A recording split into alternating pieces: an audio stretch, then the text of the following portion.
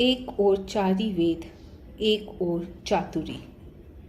अकबर के दरबार में यूँ तो एक से बढ़कर एक कई ज्ञानी मानी थे, लेकिन राजा बीरबल के सामने किसी की नहीं चलती थी। बादशाह उनको सबसे अधिक मानता था और हर मामले में उनकी राय मानकर ही चलता था। यह बात अन्य दरबारियों को बहुत खलती थी। जिसको वे अपने आगे कुछ नहीं समझते थे, उसी को बादशाह ने सिर चढ़ा रखा था। मौके बेमौके द्वेषी लोग बादशाह के कान में अपने अपने दिल का जहर डालते रहते थे। बीरबल की शिकायत सुनते सुनते बादशाह के कान पक गए। एक दिन अकबर ने एक तरकीब से बीरबल के द्वेषियों का मुंह बंद करने का निश्चय कर लिया। वह अपने पलंग के ऊपर एक छोटी सी चादर रखकर लेट गया। इसके बाद उसने अपने एक दरबारी से कहा, इस चादर से मेरा सारा शरीर ढक दो। दरबारी ने दौड़कर बादशाह के ऊपर चादर डाल दी, लेकिन वह इतनी छोटी थी कि बादशाह के पैर बाहर ही निकले रह गए। तब बादशाह ने दूसरे दरबारी को चादर से अपना सारा शरीर ढकने को कहा। उसने भी इधर उधर से उसको बहुत खींचा, लेकिन सफलता नहीं मिली। अन्य दरबारियों ने बहुत कोशिश की, लेकिन उस चादर से कोई भी बादशाह का समूचा शरीर नहीं ढक सका। तब अकबर ने बीरबल को यह काम सौंपा। बीरबल ने पहले बादशाह के फैले हुए पैरों को हाथों से समेट लिया, फिर ऊपर से चादर ओढ़ा दी। इस प्रकार उसी चादर से बादशाह का सारा शरीर ढक गया। अकबर उनकी चतुराई की प्रशंसा करता हुआ उनके निंदकों से बोला, अब तुम लोग समझ गए होगे कि तुम लोगों की अपेक्षा बीरबल को अधिक क्यों मानता हूँ। तुम लोग बड़े ज्ञानी और विद्वान तो हो, लेकिन समय पर अपनी बुद्धि से काम लेना नहीं जानते। इसलिए मैं तुम्हारी बुद्धि का भरोसा नहीं करता। एक दरबारी ने कहा, हुजूर, इसने जहांपनाह के पैर मोड़ के गुस्ताखी की है। विनोदी बीरबल ने कहा, मैंने बादशाह की गलती सुधार दी। बुद्धिमान को चादर की लंबाई से अधिक पैर नहीं फैलाने चाहिए। तेते पांव पसारिए जेती लांबी सौर। अकबर ने कहा, इसी को बुद्धिमानी या मौके की सूझ कहते हैं। यही बीरबल की विशेषता है। जैसा सवाल वैसा जवाब। अकबर के एक खास दरबारी ख्वाजा सरा को अपनी विद्या बुद्धि का बड़ा अहंकार था।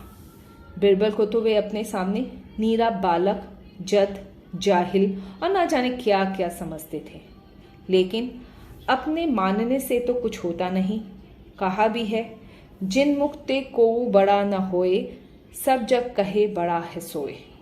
दरबार में बीरबल की तूती बोलती और ख्वाजा साहब की बात ऐसी लगती थी जैसे नक्कार खाने में तूती की आवाज़। ख्वाजा साहब की चलती तो वे बीरबल को हिंदुस्तान से निकलवा देते, लेकिन चलती कैसे। हिंदुस्तान का बादशाह बीरबल को इतना मानता था कि उसके खिलाफ बड़े बड़ों की कुछ भी नहीं चल पाती थी। एक दिन ख्वाजा ने बीरबल को मूर्ख साबित करने के लिए बहुत सोच विचार कर कुछ गूढ़ प्रश्न तैयार किए। उन्हें विश्वास था कि बादशाह के आगे उन प्रश्नों को सुनकर बीरबल चकरा जाएगा।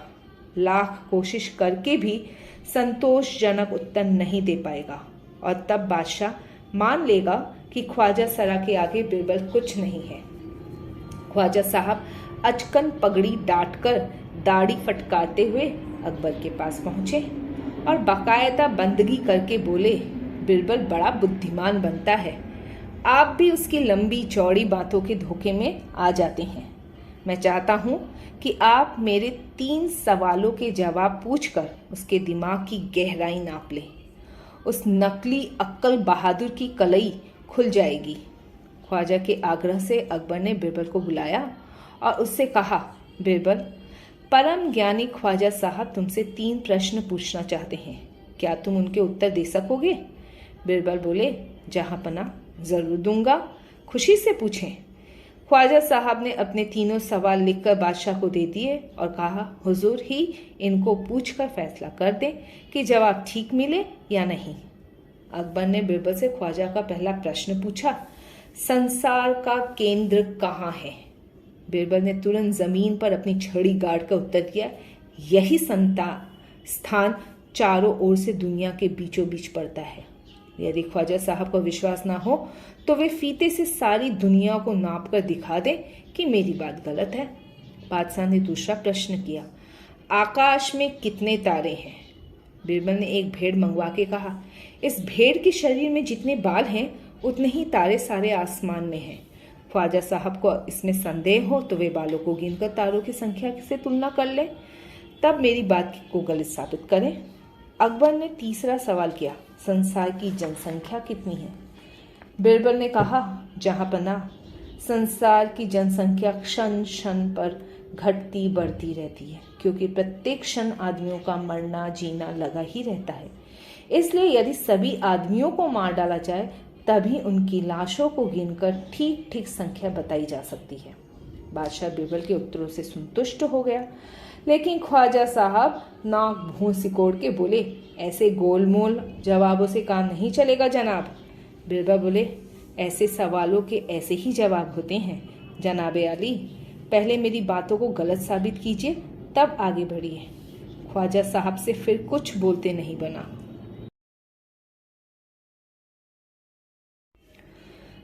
अच्छा इनाम मिला। एक दिन राजा बीरबल अकबर के महल में जाने लगे तो दो पहरेदारों ने आगे बढ़कर उन्हें रोक दिया। बीरबल को उनका व्यवहार बुरा लगा। वे रुककर उनसे इसका कारण पूछने लगे। कुछ ही क्षणों में उन्हें पता लग गया कि दोनों पहरेदार शराब के नशे में हैं। उन्होंने शराबियों के साथ उलझना ठीक नहीं समझा और बहुत विनय से कहा, भाई, आप लोगों से प्रार्थना है कि मुझे अंदर जाने दीजिए। वहाँ बादशाह से मुझे जो कुछ भी मिलेगा उसका 3/4 हिस्सा मैं आप लोगों को दे जाऊंगा। प्रधान पहरेदार ने कहा, ठीक ठीक बताओ, किसको कितना दोगे, तभी जाने पाओगे। बीरबल बोले, मुझे जो मिलेगा उसमें से आधा आपको दूंगा क्योंकि आप नायक ठहरे, और शेष में से आधा आपके इस नायक साहब को दूंगा। नायक ने मूंछों पर ताव देते हुए कहा, अच्छी बात है, जाओ, लेकिन जल्दी लौटना, हमारे लिए बढ़िया इनाम लेकर आना। बीरबल अंदर गए और बादशाह से मिले। बादशाह का चित्त उस दिन कुछ उदास था। बीरबल ने अपने चुटकुलों से थोड़ी ही देर में उनकी उदासी दूर कर दी। उनकी चिंताएं हवा हो गई।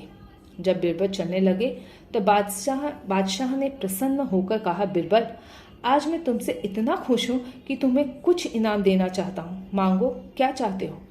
बीरबल को उस दिन मन चाहे इनाम की जरूरत भी थी, इसलिए उन्होंने मांगने में आनाकानी नहीं की। वे बोले, जहांपनाह, अगर आप कुछ देना ही चाहते हैं तो इनाम में मुझे बस 100 जूते दीजिए। मतलब यह कि मैं जहां जिस ढंग से कहूं उस ढंग से जूते लगाए जाए। अकबर को इस विचित्र मांग पर बड़ा आश्चर्य हुआ।